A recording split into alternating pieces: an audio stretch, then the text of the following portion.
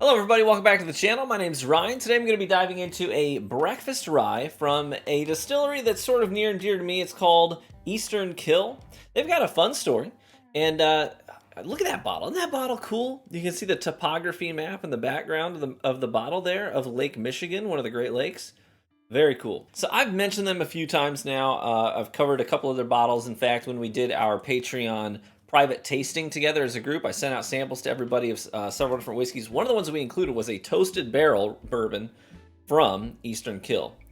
And it actually was the favorite of the night, believe it or not. So Kille, let me introduce them real quick before we dive into the Breakfast Rye. They're a distillery here in Grand Rapids, Michigan, which is actually where I live. And I've mentioned them before as a distillery to keep an eye on because some of their products of late have started to get pretty stinking good. They're kind of, I guess, coming to age as a distillery. I remember when they were first getting started, and I liked their ryes. I didn't really think their bourbon was all that great at first, but it's come a long way since then. They've started to shelf a bottled in bond bourbon. They're shelving a barrel proof bourbon as well. They recently did a banger bottle that I'd love to cover as well. That was a collaboration with a couple of other Michigan distilleries. And also a bit of a, I don't know, like a metaphorical middle finger, but it is a bit of a sticking it to the man. Because part of their story is that originally the name of their distillery was Gray Skies. Gray Skies Distillery. And Grey Goose, you know, big name Grey Goose, they didn't like that. They said, hey, you use Gray in your name, and we've got Gray in our name, and we have a lot of money, and we have good lawyers. So we're going to sue you and make you change your name. So they were like just getting started, tiny little business, when Big Bad Grey Goose came in and decided they were going to go after them legally for having the word gray in the name of their brand. And since they were so young and they didn't have a lot of revenue stream yet, they just couldn't pay those legal fees. They really couldn't put up a fight against a behemoth like Grey Goose. So they were forced to change their name and rebrand to Kille. Part of the fallout of that is that a lot of places here in West Michigan, in the Grand Rapids area specifically, came together to say, you know what, Grey Goose, friggin' screw you guys, we're not going to sell your products anymore. So now in a lot of like mom and pop, local liquor stores and stuff like that, you can't even find Grey Goose products anymore here in the Grand Rapids area unless you go to like a big chain, because they all decided we're going to stand with our local boys and say, screw you, Grey Goose, we're not going to sell your stuff anymore, which I think is kind of cool. But they recently did a special release called Grey Disguise, D-I-S-G-U-I-S-E, right, Disguise. But the idea was that phonetically it would sound similar to Grey Skies, which was their previous name, and it's a bit of a knock on Grey Goose. And it's a blend of 3 different bourbons, right?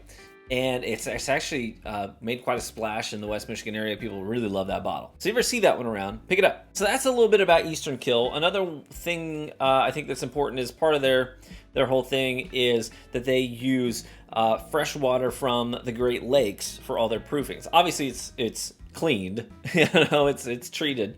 But yeah, for all their proofing purposes, mash and all that stuff, they use lake water from the Great Lakes, which is kind of cool. Hence the sort of topography of the lake on the bottle there you can see, which is kind of a cool touch too. Now, this is one of their oldest products in their lineup, which is one of the reasons I wanted to cover it.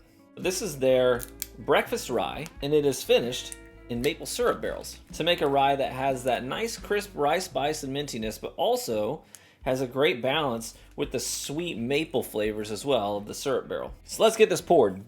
Now, the last video I did, I got a lot of comments. People like, yo, you can't just introduce a new tasting glass like that and not talk about it. What's that freaky donut looking glass you got? Listen, I don't know why it is the way that it is, other than it's similar to a Glencairn. Wide base, narrow neck where it funnels the vapors and the odors, so that when you nose it, it's funneling it all towards your nose instead of a glass that goes out like this where all the vapors escape from the sides. You want it funneled up so you can nose it better. But other than that, why the button in the middle? You know, I don't know. I put one of these on my Christmas list simply because when we went and did the tasting at Jim Beam at the Fred B. No Distillery, they had served up their like best of the best from Jim Beam, like Hardin's Creek, all that stuff. Baker's 13, all of it was in these kinds of glasses. And I just thought it looked cool. And sometimes I just want something that looks cool. And I put one on my Christmas list, and my mom came through. Anyways, let's nose it. Very clean, wintergreen kind of a nose on it. The maple is not overwhelming or big, but I definitely get almost that, like a maple bun, like a donut. You know those maple buns? They got like that light brown maple icing on top with the cinnamon inside the donut. I get that on the nose, and that's just beautiful. I should note that this is 87 proof as well. And the MSRP for this bottle is, I think, 40 bucks. But yeah, I love that crisp cleanness on the nose, offset by that maple and the cinnamon, and a little bit doughy on the nose too. Let's try it. It is not bashful about being a rye. You get some of those matured yellow fruits on it, but you also get plenty of that white peppercorn, spiciness, mintiness in there too. Unabashedly rye. But it's like a teeter-totter, right? On the other side of the teeter-totter is that sweet maple and a little bit of that cinnamon as well, a little bit of that doughiness kind of offsetting the pepperiness and the spiciness. It's a real yin-yang of a sip, and frankly, I like it.